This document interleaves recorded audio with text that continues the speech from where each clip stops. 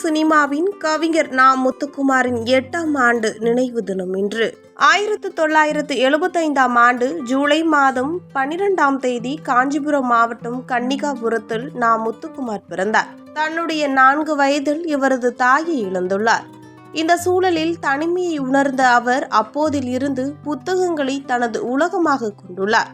இயக்குனராக வேண்டும் என்ற முனைப்பில் இயக்குனர் பாலு மகேந்திரனுடன் 4 ஆண்டுகள் உதவியாளராக பணியாற்றியுள்ளார்.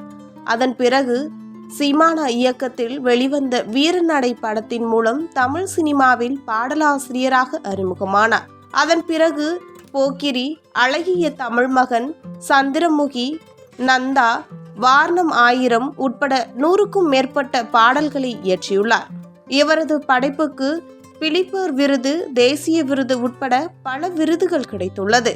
இதுவரை சுமார் 1500க்கும் மேற்பட்ட பாடல்களை எழுதியுள்ளார். இசையமைப்பாளர் யுவன் சங்கர் ராஜாவின் இசையிலேயே அதிக பாடல்களை படைத்துள்ளார். ஏ.எல். விஜய் இயக்கத்தில் வந்த கிரீடம் படத்திற்கு வசன கர்த்தாவாகவும் இருந்துள்ளார். பாடல்கள் எழுதுவது மட்டுமல்லாமல் சில கவிதை தொகுப்புகளையும் படைத்துள்ளார். நியூட்டனின் 3ஆம் விதி, கிராமம், நகரம், மாநகரம், பட்டாம்பூச்சி விற்பவன், ஆனா அவன்னா, என்னை சந்திக்க கனவில் வராதே, சில்க் சிட்டி, பாலகாண்டம், குழந்தைகள் நிறைந்த வீடு, வேடிக்கை பார்ப்பவன் முதலிய படைப்புகளை படைத்துள்ளார். தங்க மீன்கள் படத்தில் ஆனந்த யாழை மீட்டுகிறாள் மற்றும் சைவ படத்தில் அழகே அழகே என்ற பாடலுக்கு 2 முறை தேசிய விருது பெற்றுள்ளார். கடந்த 2006ஆம் ஆண்டு ஜீவலட்சுமியை மணந்தார். இவருக்கு ஒரு மகனும் ஒரு மகளும் இருக்கின்றனர்.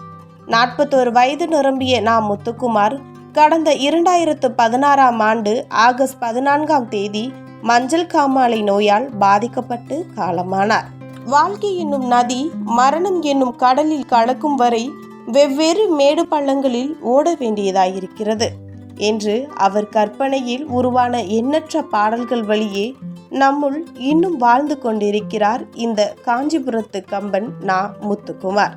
எத்தனை ஆண்டுகள் ஆனாலும் நா. முத்துக்குமாரின் கவிதைகள் நம்மை தாளாட்டி கொண்டேதான் இருக்கிறது.